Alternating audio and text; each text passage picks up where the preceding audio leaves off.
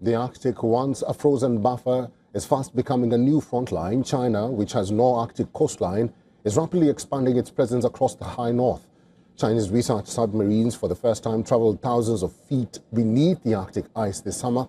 Earlier, Chinese military and research vessels operated around Alaska's Arctic waters in unprecedented numbers. Just last year, Chinese and Russian military planes flew patrols near Alaska for the first time, with Chinese long-range bombers operating from a Russian airbase. In October, China sent a cargo ship to the Polish port of Gdansk by skirting the North Pole. The Arctic passage was 2 weeks faster than the traditional route via Egypt's Suez Canal. The Arctic route, accessible only a few months per year, was previously impassable for merchant vessels.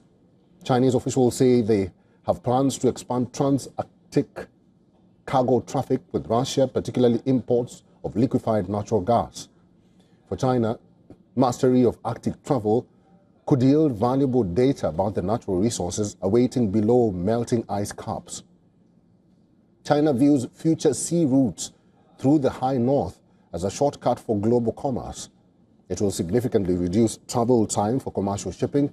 Moreover, it will help Beijing to position nuclear-armed submarines closer to potential targets, including the U.S. China has declared itself a near-Arctic power, an informal designation Beijing hopes will place it alongside the U.S. and Russia.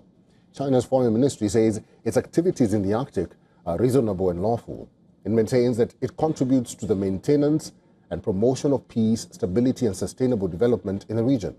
Tensions over the high north, renewed by Russia's Ukraine war, are being amplified by China's reach. Until recently, the Arctic was dominated by the US, Russia and NATO allies. Now China's arrival adds a powerful new player to an already tense region where Russia is also expanding its military footprint.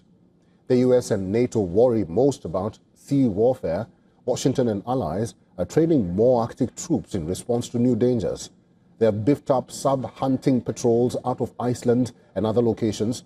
President Trump struck a shipbuilding deal with Finland to expand the US icebreaker fleet and has pressured Denmark into expanding defenses on and around Greenland.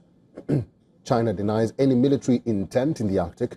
Beijing insists its activities are purely scientific and commercial, but the United States says the warning signs are already frozen in the ice.